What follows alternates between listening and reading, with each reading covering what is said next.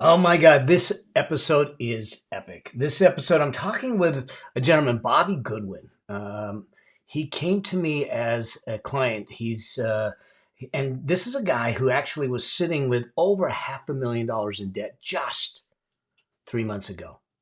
And with the little tweaks, the little things, all of a sudden he's starting to get completely out of debt and he's building wealth at the same time. But here's the thing: you're going to hear a story about someone that had to navigate the demons of building wealth, the demons of money, the stories of money, and having the conversations with his wife and what that looks like and what their life is like today to make that happen. So you might be in a situation where you're sitting back saying, I got to figure out what we're going to do with our money. I know I want to build wealth. I know I want financial freedom. How do I do this? But I want to do it as a family. I want to do it as a couple. How do we do this? Because the idea is not just about the money. It's really about the richness in life. And we have all these conversations, and I actually do some coaching in there because he's got a fair amount of student loans that you'll hear about. So there is a whole lot of goodness in this episode. I'll see you in the episode.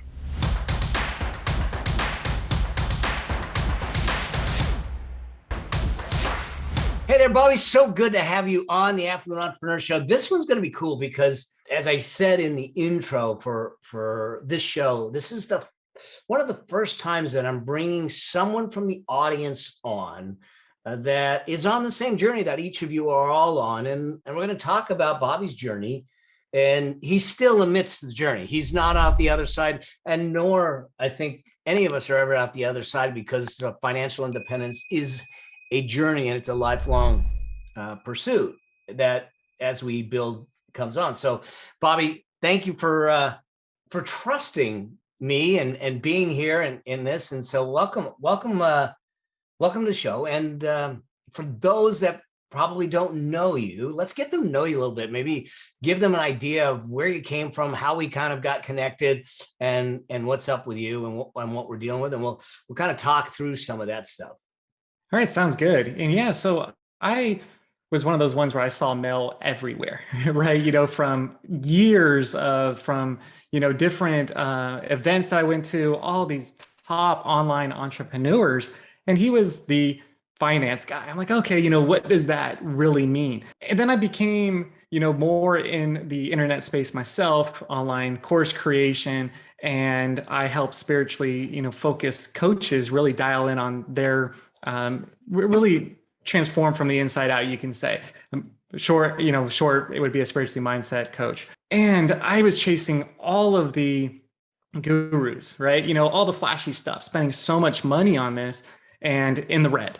And so at the end of 2021, I found myself in a situation I did not want to do this again in 2022. And I saw that you had the money plan workshop. I signed up for it and I didn't attend. The 7 days kind of passed by. I was like, no, I really need to do this. Did it again. So re-signed up and went through the content and saw enormous wins right away. And And this was just the 7 day the money plan workshop just that we run. absolutely. And I've been through a lot of those, obviously. And you're waiting for the big pitch at the end. And this was so informative. It was transformative. And I found myself in a spot that I was like, well, why do I want to learn about money where my business isn't making money? Why would I want to go invest on learning what to do with it? And I had to flip that script. I had to tell myself that, well, maybe I don't have it because I'm not working on it correctly yet. And so I had my hand in the sand, my head in the sand, like you like to say, and I had to face it. And I thought it was going to be scary, which part of it is uncomfortable, but I found it was scarier avoiding it. Yeah. And so we saw huge wins personally, as a family right at the end of December, leading into 2022, just through the free workshop. So good to hear. And so I would love to just go back to December before you were part of the workshop, and really looking at what are the things what was going on in your world, your family, your emotions, because I think that these are things that are probably more prevalent than we would like to believe. Absolutely, absolutely. I mean, truth was that I, I mean, it could sound like a typical story, but I was losing sleep over it. Genuinely was. I put my head to the pillow and I'm thinking about bills. I'm thinking there's so much debt being, just automatically withdrawn from my account. Do we have enough in there? I went through the state of like, what would I do if I ran out of money? Because we were at what Mel would call, the drowning point, where the debt was greater than assets, along with the expenses was more than the income coming in. And I was at a point where it was hard to even envision escaping it. So those emotions of fear, also just guilt, like what was I doing taking our hard-earned income as, school teachers of the public school system and putting it into the business and seeing it not come to be. Here I am with a daughter, a young daughter, not even in school yet. And I'm sitting here and I'm like, what, I could be investing this. I could be doing this. I could be doing something else. So I had a lot of the anxiety around money. Also, again, that guilt and shame and beating myself up for not taking, or like the right approach to my finances. And so again, I had this before signing up for the workshop. I was full of all those emotions that you can imagine, and it was trying to work myself out of it by thinking my way out of it. Yeah. It just was not leading to where I needed to be. And your background, obviously, now I shouldn't say obviously because it sounds almost insulting, but your background isn't financial. Your background is what? In education, Okay. yeah. Yeah. Yeah, in education. And so I had struggled with money, and I realized that the more I made, it wasn't escaping it because I just changed. I didn't change habits. I didn't change along with it. So one of the first things we did through the workshop was just put the $1,500 away.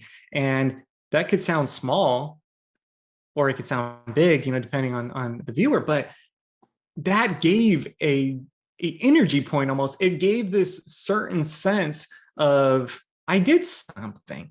That Yeah. one Yeah. step Yeah. is there. And next thing you know, we made some moves where we got out of a car debt, and that was huge. That freed up income. But now we had an older car. We had to put that money into the car because it needed some repairs. But it felt so good not knowing, not having to look if I had the credit card room to be able to do it and to be able to use that money and then replenish it. Yeah. And so it was pure peace of mind. And so we were able to move out of that stage in just a few month period of time through your guidance, not just through, we ultimately saw the huge investment, the huge value in investing in the affluence program. And it changed not only mindset, it changed that, again, that energy and the habits behind it, because we went from that drowning point, which would be, again, just head in the sand, not paying attention to it, through to the breakthrough point, which you could explain if you want. Well, no, I think that people that are listening or watching, what we're talking about is the different stages of affluence that people go through, and the drowning point is typically we're buried under debt. We're outliving our income. In other words, we're not living below our means. We're not living within our means. We're living above our means, and the way we're bridging that gap is through debt. Even if it's cheap debt, it's stressful debt. And like you had said, Bobby, you were staying up at night, and until we ballast that ship, until we do some things, we couldn't get you past that space. But once we're past that space, now all of a sudden, with a little bit of effort, you find yourself breathing better. You find it's like the oximeter on the oxygen in your blood. All of a sudden, instead of 80%, you're now up in the 90% because now you have that space to be okay. For those couples that might be out there, what was the conversation like with, because one of the things that I believe and what I've talked about is that I want couples, I want both people in a couple's relationship to at least be on the same page. They may not be on the same line, they may not be on the same word, but at least be on the same page. What was it that the two of you did to make sure that you were all on the same page? Right. It started with the communication, and that's actually something that throughout your program, I think both programs that's homework. Have Yeah. that conversation because you see that importance of that. And honestly, it didn't take much because of the spot that we were in. It was kind of like, okay, we know we need to do something. And a lot of it was, Mel's known for his frameworks and his charts. Honestly, one of the charts that really just shocked me was when you show the different amount of money if you were to invest it. Yeah. And the top number you show is 1,500, just as this example, the top. And I was sitting here, I'm like, we're having more than that being withdrawn from our accounts every month to pay minimums on these debts from the credit cards and the personal loans. It just sent a aha moment. Like, I don't want to be paying them. I want to be paying myself. Yeah. How are we going to dig ourselves out of this? So the first thing we did was that $1,500. And what is some ways that we could up the income? And so you give a list. And I'm like looking, I'm like, oh, I could be doing some of these services through apps when I have time, delivering whatever it is. And I saw value in the money more. And it wasn't dreading. It was actually exciting. It was like, because it's clear. And then what we did was we got on a cash system, as you recommended, on the expenses that you can. And that was pivotal as well, because not only did my wife and myself get into that, our daughter, and here she is, not even 5, and we're creating a spending envelope for her. And she would take some of this money, she would put it in her little purse, and she went and got her first haircut ever. And she walked over, and I saw her on her own. My wife was getting ready to pay for the haircut. She took some, like, I think it was only like $2. She doesn't, know. And she walked over and handed it to the lady because she was an exchange. Like, thank you for the service. Here's money. And we've been doing that for a couple months. And no joke, we went to a store that is like, sells things up to $5. My wife said, okay, you could get 2 things. And now she's taking the 2 items and she's understanding it. She's putting items back. She's taking another item. She's handing money to the clerk. And I was like, wow, see, this is the type of effect that I want to be able to have generationally. And it seems small, but just in that short amount of time, huge shift. It's huge to be able to have conversations. Look, money in society, for some reason, money is a taboo subject. It's impolite. We shouldn't talk about it.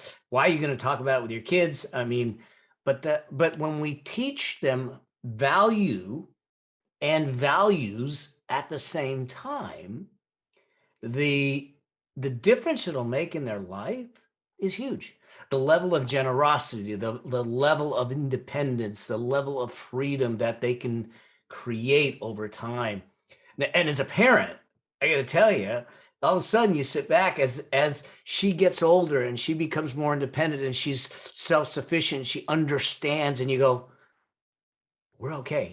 She's not knocking on the door at 35 years old going, I need to take the room in the basement.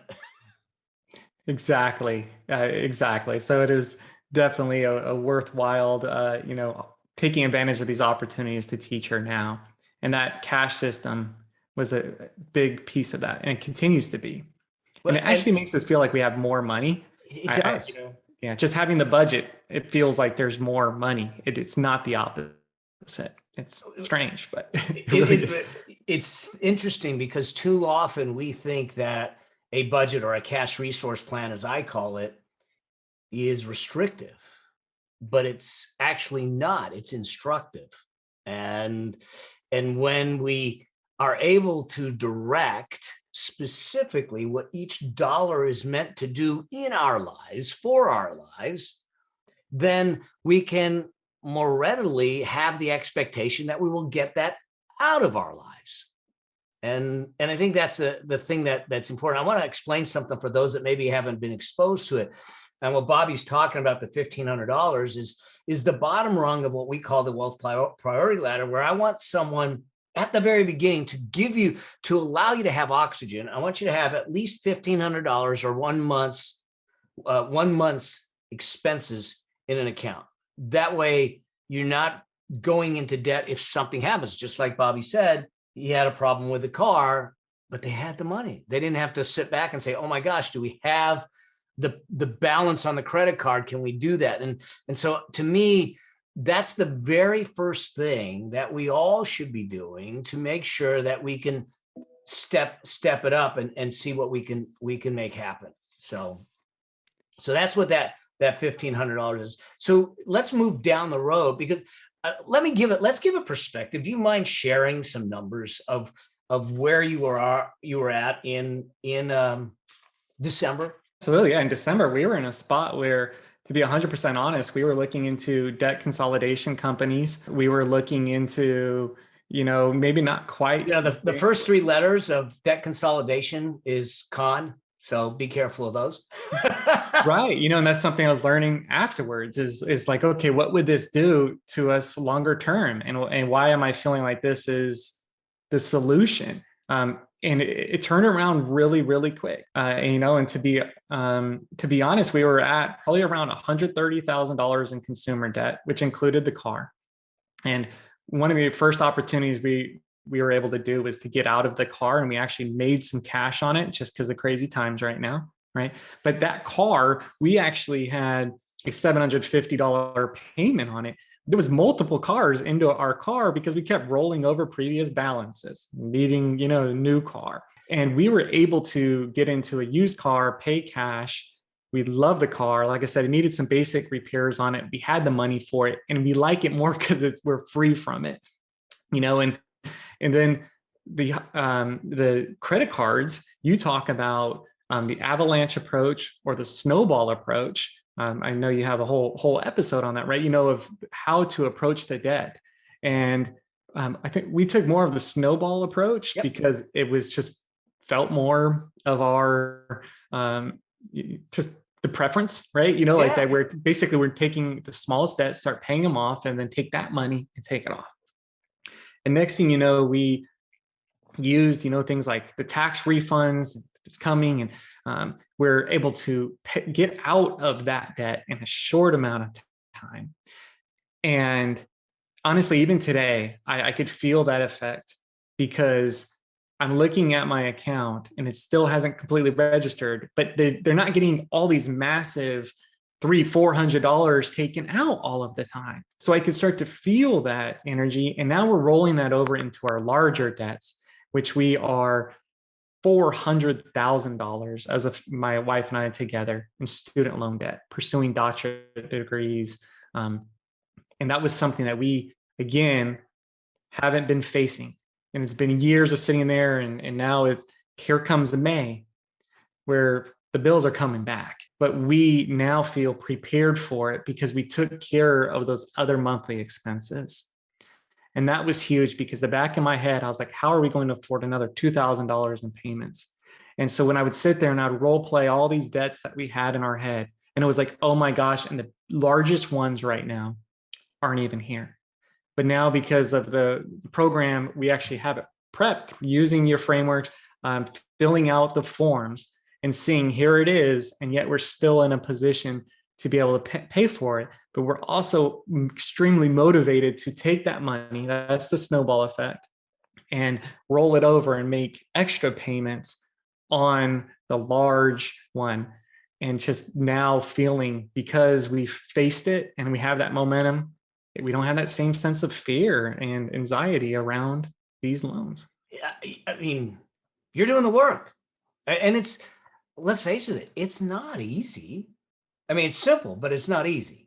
There's emotions, there's actions, there's behavior changes, there's sacrifices, there's commitments, there's communication. There's so much that goes into this transition, but the skill set that you're creating and handing down and nurturing in that household will serve you for the rest of your lives. Absolutely. I'm one of the things that we're working on now as well is that we're the peace of mind fund that you recommend, which is his larger, savings. You can say that's out of sight, out of mind, but you're still able to get a hold of, quickly if needed. I don't want to say it feels like a game, but there is this sense that it is. It's this enjoyment. Let's Yeah. do it. Let's do it. And for the first time in my life, to start to feel, oh my goodness, we're making this progress. And now what you always talk about too is that you're able to work out multiple muscles at the same time. So we're taking care of the debt, but sometimes I'm like, well, okay, all I'm looking at is debt. And what I love is you're placing your intention and attention as well on that wealth building tools, Yeah. on doing the affluent behaviors, you could say. And that is very encouraging to me because we're able to do both at the same time. Oh, this is building over here. This is going up. This is going down. And when this is down, now I can only imagine working on this. I love that you recognize and you saw this, because a lot of people will say, get out of debt first. The problem with that is it works and it gets you out of debt faster, but you're just constantly trudging through the mud and you're not seeing the progress. And I believe it's a different muscle group, if you will, to get out of debt than it is to build wealth. And so I rather work both of those at the same time. And so I'm glad to hear that you're doing them at the same time. And you're working the program. You're working the process, and at least you have a process now that's working for you, and doing that. So consumer debt's going away. You're building wealth. You've got this albatross that's coming into your home. It's called student loan debt. I mean, like it or not, whether the can gets kicked down the road or not, who knows? Right. But May 1st, payments are supposed to start up again. And I think, as you said, it's about $2,000 a month. Yeah. Yes, that's now there might be some options for us to take that down. As far as, fortunately, what took place is literally in probably a month time, at one point, our credit score went up 90 points. And so we're continuing to watch this as we're working through the program too, as our credit score goes up. And I'm not looking to get into more consumer debt. Right. However, I know that you recommend that there is, beneficial debts. We're looking at possibly being able to refinance these loans. And that's another benefit that there's no chance we would have been able to do. We weren't going to be able to get approved for anything. And now we're looking at, we can consolidate, lower the interest rate, and really just being ready to tackle this debt and with some enthusiasm. Now, I'm not, it's not saying I would want to increase it or anything like that. No. I'm not saying I'm happy about it, but there's a different feel. And again, that's what I like about the program, is that you're keeping your attention and intention still on the idea of affluence, and you're not enlarging your debt, but you're not in denial of it. It's almost like we're going right through it. Yeah. That's the power of this. It's not denying it, but we're not just looking at it. I mean, you are, but you're putting your energy, you're going through it. Yeah, that it's getting eaten up at a fast pace, and we're trying to get it done. Do you know how many loans those are, student loans? There's a lot, and that's what there's probably like well over 10. Oh, really? Yeah, and it's just never really looked at. It's so easy to get, and we were living off of it at times, and it's been well over 10 years. Yeah, chasing different degrees, and again, this was some of the emotions that I had built up of guilt over it, or we made the wrong decision, and now I'm able to just, it is what it is. Let's just deal with it, because I'm going to find the good out of it. Right? I'm going to figure out if I'm the skill sets that I am building, that I'm thinking I'm at a different frequency as far as managing this. And so it is what it is. There's a lot. And so probably well over 10, I would say, in the system of loans for both. And have you taken the time to evaluate, first off, two things, evaluating what their interest rate structure is, payment structure, and then whether they're federal or private loans? Right. So they're all federal. Okay. And so they're fixed. So that they're fixed.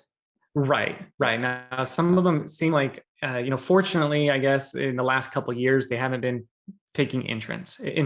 Yeah. So before COVID hit, the last we looked is that there was some structures that we could take where it was based off of income based. Yeah. However, I think that they take more years. And It does. so as we're getting closer, especially now that my credit score is going up, we're this month and especially next month and plan for April is to get different rates, look from the different options out there to be able to tackle this. Because as you know, student loan debt is that one that it's following you. You know, you're not. It's following you to the grave. Yeah.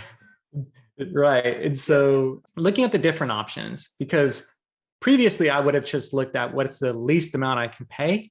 Now I want to see what makes the most sense to be able to, like pay extra. And does that go straight towards the principal? And I'm not sure if those are things that you know as well. Like, would you take the least amount and make the extra payments, or you're setting yourself up for your budget to do like a 10-year plan? I think Plans of paying it off less. this is really a good question. We'll do a little bit of kind of coaching, and they can eavesdrop on this conversation, because I think it's an important thing to consider. One is it becomes a mathematical problem associated with all your debt. So we want to get it into the system and start paying it as you're paying the rest of the debt, so we can start to accelerate it. Now, are there possibilities to reduce the payments?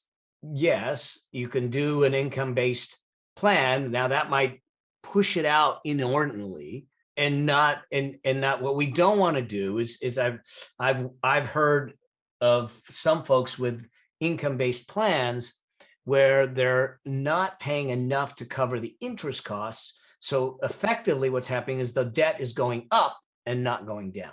And so we don't want to do that, because all we're doing is digging a bit deeper in a hole, and it feels comfortable because our payments are lower, but it's not going to feel comfortable because our debt's going up. And so we could utilize a payment plan if there isn't extraneous fees or additional interest that would make it even more expensive, even though the payments are lower, in a way that, as long as I can make prepayments, we roll it into the snowball and we start to pay it down at an accelerated pace as we're knocking down these other debts. These debts, obviously, they're the size of a mortgage, Right. And they're larger, that we're gonna need to deal with. Now, here's the other side of it. And I happen to know that you're working on building a business and doing that. And because as entrepreneurs, we get a chance to deal with the expense side of our equation. We can look at what are our costs, what are our needs, or what are our wants, what are our desires, how do we figure those things out? We create the plan, we strip out the wants that are we don't really, they're not that impactful in our life, and so I take those out and I use that to start paying down the debt and moving towards investing. The needs, obviously, we need the roof over our head, we need transportation, medical, utilities, we got to feed, we got to take care of the kids, we got to do all those things. Those are needs. So we can affect that side of the equation. The other side of the equation, which sounds like you're doing a bit of now, is as entrepreneurs, and even as employees, you have access to creating additional income streams. And I think in today's world, and my dear friend Chris Harder says the same thing, in today's world, it's not a luxury to have additional income streams. It's a requirement. When we look at what we've been through from a pandemic standpoint, whether we're an employee or an entrepreneur, if we have one source of survival, if we have one source of income, and that source gets choked, reduced, affected, we're done. It's important for us to always look at what are the things that we can take our talents, skills, and strengths to start to cash flow some other things. And and now by the same token, we talk about richness in life. I don't want someone working, 20-hour days for the rest of their life. That's not a life. Might that happen for a short period of time to get you over a hump? Certainly. But that's when the communication is important. That's when we go with intention, we go with a plan, We know when it begins and when it ends, and that's where you start to create that harmony instead of that balance in life.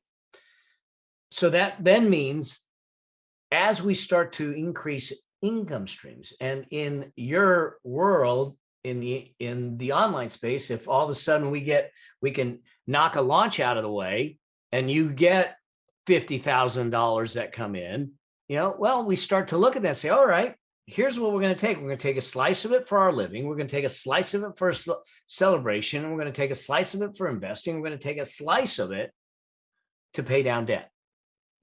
And so it's what I call leapfrog funding. And so tendency in a lot of these businesses is we get, whether we're project based or not, we get a windfall or we get a jump in income that might be momentary.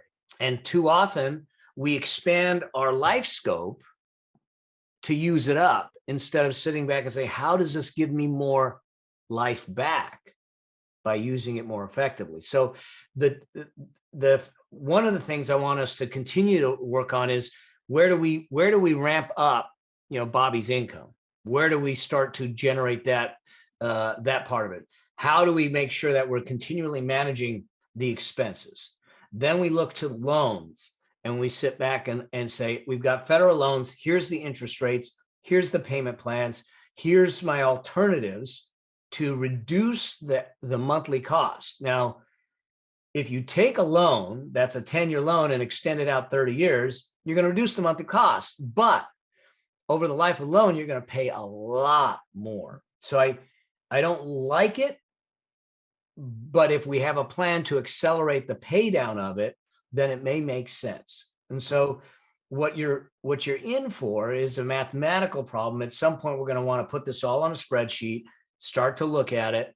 And the good news is that you've kind of exercised that muscle looking at the other debts to say, nope, we're going to look straight at it. Right. And know that we're going to look the demon in the eyes and we'll conquer the demon. And so that's the first steps is really going back and saying, how does this fit into the overall plan? Can we make some reductions in payments without the loan balances going up, the additional costs going up and all that? Okay. We're in an environment, just talking about where we are as we're recording this, where interest rates may be increasing. I mean, Fed's just increased a quarter point just a week ago, and they're anticipating 6 more. We've got inflationary times. The possibility is that some interest rates might be going up. Right now, you're in a fixed loan program because they're federal loans, whereas it may push you into a variable loan program. I'm not going to want those in a rising interest rate environment for you. Right. Okay. So even though we might, for a time period, be able to get a lower interest rate, we may not want to take it if the adjustment will come sooner than you think we can pay it off. There may be a couple of those loans that when we carve out a couple of the 10 loans and say, this one we're going to focus on first because it's the highest rate or it's the quickest we can get out of debt on, and start to prioritize it. But until we put that on paper, if you will, or on a schedule so we can look at all of it, we're not sure exactly how to categorize it, but it goes back to this, to working the plan that we put in place to make that happen, knowing, and you're staring at, if they're going to not kick the can down the road again, you're staring at 6 weeks. So we have some time to do some things, but I'd love to jump on that in the next couple of weeks so we can start, if we're going to do anything with loans, we can start the process before the payments start coming due and see what we can make happen with that. There's talk that they might kick it down the road, but even if they kick it down the road, I'm going to invite you to consider, let's say they kick it down the road another 6 months. Right. I still want to roll it into the plan and start paying it down, because now every dollar is going towards principal. And so we can get out of it, but we'll put it in priority based upon the other debts to get you out of it. Does that make sense? Absolutely. Yeah. Like you said, even if they extend it, I'm ready to begin to pay it. Yeah. I take it as a opportunity and an advantage, like you said, all towards principal. But yeah, no, thank you for that, because now realized, okay, now I really need to get on it. And I guess I was waiting for my credit score to go up more. But it's like right approaching over the 700 mark. So I'm hoping Good. that I get qualified for what I need to. It was at like 560 before starting this whole process. It had Wow. And you're dropped. close to 700. So Yeah. there's some things I was just reading of something. The credit reporting companies are actually changing some of the things that they're going to be reporting on Hmm. going forward, like medical bills and gym memberships and a lot. But their bottom line is what they're doing is they're changing the reporting because what they're trying to eliminate is circumstantial credit problems. And what I mean by that is, let's just take a medical bill for instance. You're paying all your payments on a regular basis, everything's going fine, you get hit with a big medical bill because you had a medical problem, and then you're having problems paying that, and it jams up your credit score because they sent it to collection and everything. But the reality is that other than this medical bill that was based on a set of circumstances that happened, you're actually not a bad credit risk. So they're trying to take that out of the equation. And so there's things that they're doing that will hopefully ratchet those credit scores up more readily. The other thing you might look at is sometimes, and I don't know if you've done this, but sometimes the credit reporting agencies will actually give you credit for showing that you've done on-time payments for all your utilities and Oh, things like that. So what you may want to do is reach out to them and say, I want to have this reported on my credit or some, and see if that starts to ratchet up that credit score. wow. I had no idea. Thanks for Yeah, that. Yeah. yeah. And, Definitely worth and and I would say rent, but you don't have rent. Bob, for those of you that are listening, Bobby's in an unusual set of circumstances. He does have mortgage-sized debt and student loan debt, but he has a property that they live in that doesn't have a mortgage on it. So, it. and one thing I'm going to tell you right up front, I do not want you doing. We're not we're not collateralizing debt with the free and clear home. Does that make sense? We're not gonna we're not gonna jeopardize the home by taking debt that is unsecured. Okay, your Okay. credit cards are unsecured. Student loan is not necessarily secured, and it's not bankruptable, and not that you're ever looking at bankruptcy, but I don't want to take unsecured debt and then put it against my house. So that's why I don't like the idea of refinancing, taking a home equity line to pay off my credit cards, because now I took unsecured debt and made it secured against the house. And now Mm, that credit card company, even though it's not a credit card company anymore, it's the home loan company, can take your house if you can't pay it. And okay. so they your leverage point, I can sit with a credit card company and say, hey man, I can't pay this, let's figure out something that works for you and I, and let's get this thing taken care of. But if you did that and it was secured against the house, they can look at you and go, that's fine, we'll take your house. Right. No, thank you for clarifying that because that's obviously the last thing I would want. Yeah. Yeah. So Yeah. we want to keep, you have an asset that's free and clear. Now, some people out there, I'll probably get the trolls that'll sit back and say, oh, but he could take money out. There's equity there and all that stuff. I get it. And, you've been living with a fair amount of debt. We can decide to do that down the road once we get this thing taken care of. Okay. I'm not like you said, I'm not one that says all debt's the devil, but when we use debt to fund our lifestyle, it's the devil. Mm, that's a good way of putting it. So that's kind of the way I look at it. And so you're on this journey. How does it, you're basically 3 months into this journey. How does it feel today? What are the conversations that have changed? What is the vision for your tomorrow now? Right. Honestly, my wife and I have had this conversation a few times, or at least statements like, oh my gosh, how far has it come? Because honestly, I had, like I said, those nights of dread. And then it was almost the opposite in such a short time, probably like a month, where I was having a hard time going to sleep because I was actually excited about it, and you should start to see when you put things in motion, right? Things start to happen. I think it's both practical. I also think it's spiritual. I mean, everybody has their different views on that, but it's simultaneously, and it's so in such a short amount of time. Now we're just like, well, what can happen in an entire year? I mean, to be completely honest, we're still going through the drip of your products coming out. I mean, for your program coming out, meaning we haven't even fully gone through it yet. We're still in phase one, and so now we're excited because we haven't even learned how to invest. But I know it's coming, right? Yeah. And something I've never really known how. And so again, we have this peace of mind fund that's just building. We have more savings now than we've ever had in such a short amount of time. And now it just brings more meaning to everything, like the value of everything. And so it's also placed us in the present moment because more grateful, Yeah. more gratitude. So it's just sitting there and just being like, you know what, I'm grateful for what I have, but now this it puts us in a receiving mode for even more. And so I'm not afraid of this debt. Of course, I don't want it. I'm ready to knock it out as quick as possible, but because now I can see past it. Yeah. And I think that's was the thing. And one of the first things in the program, that's what you do is you create clarity. And so now we have a path, we have a plan, we have a vision.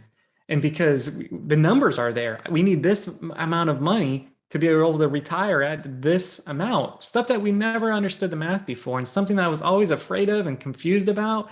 It's actually it's fun.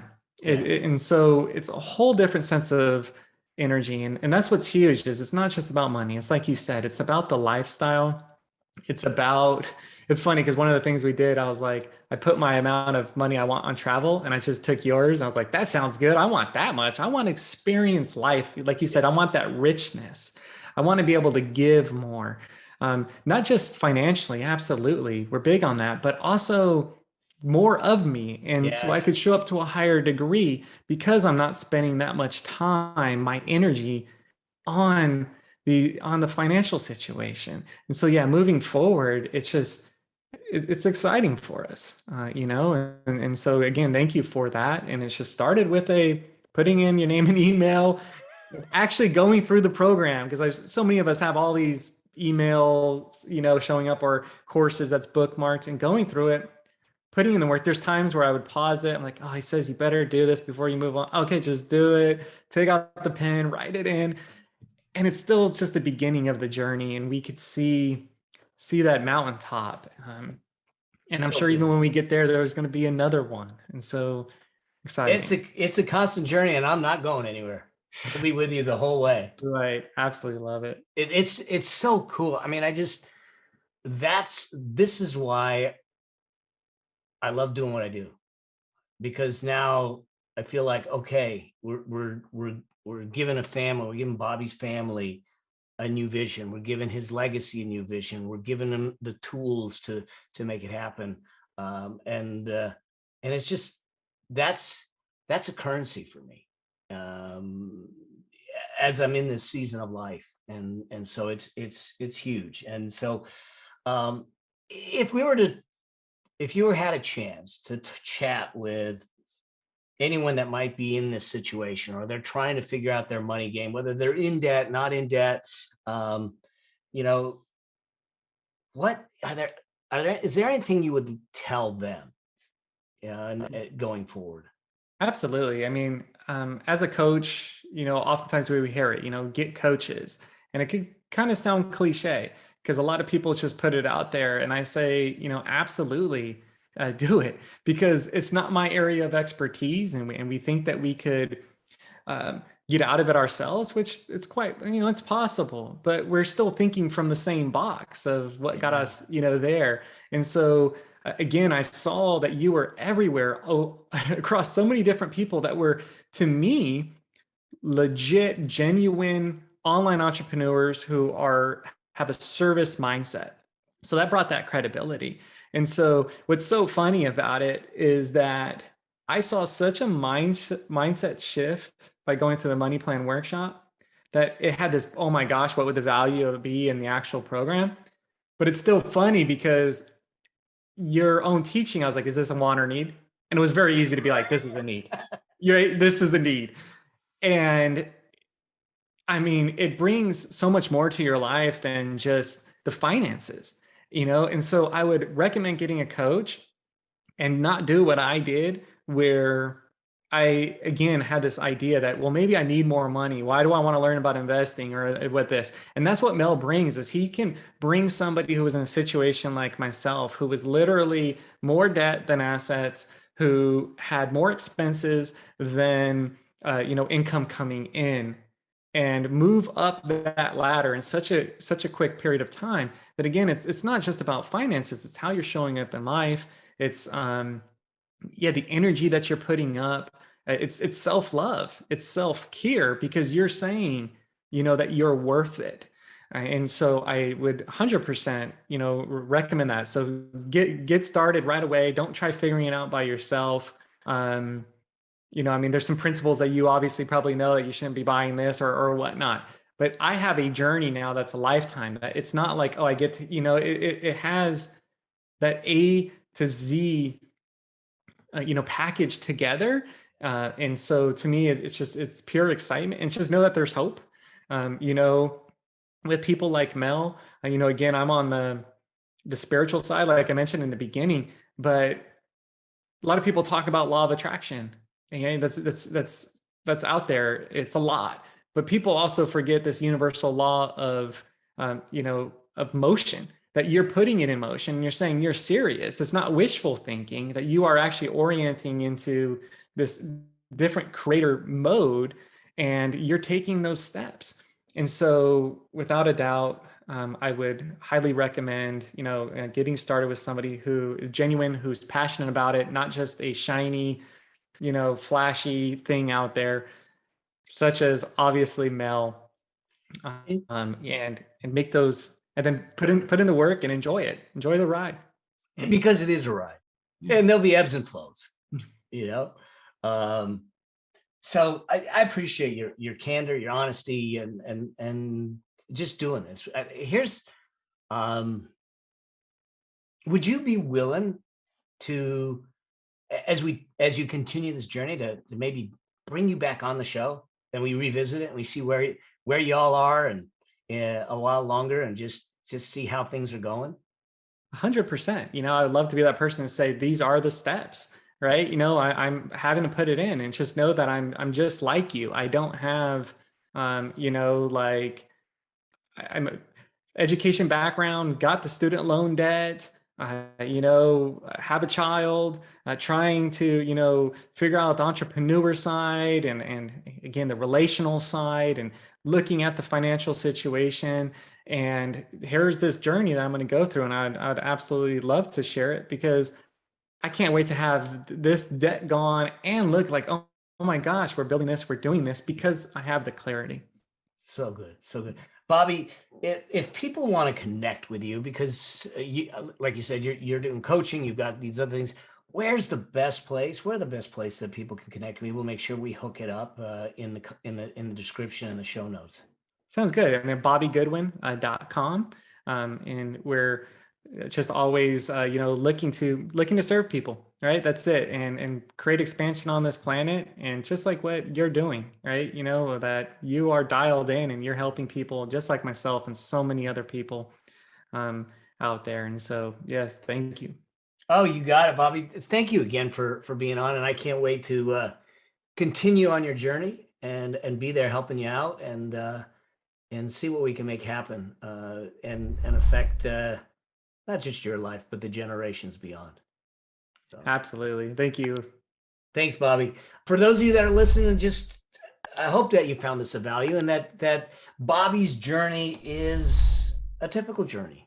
You may have more debt, you may have less debt, you have more assets. I don't know, but the financial independence journey is a journey. Financial freedom is a birthright. We need to understand how to go claim it. If you have questions, if you have challenges, have the ability to just reach out. Let me know, just like Bobby did, and let's move you forward. Let's move you past that. And as I say, always at the end of any of my shows, that to always strive to live a life that outlives you. I look forward to seeing y'all in the next episode. Cheers.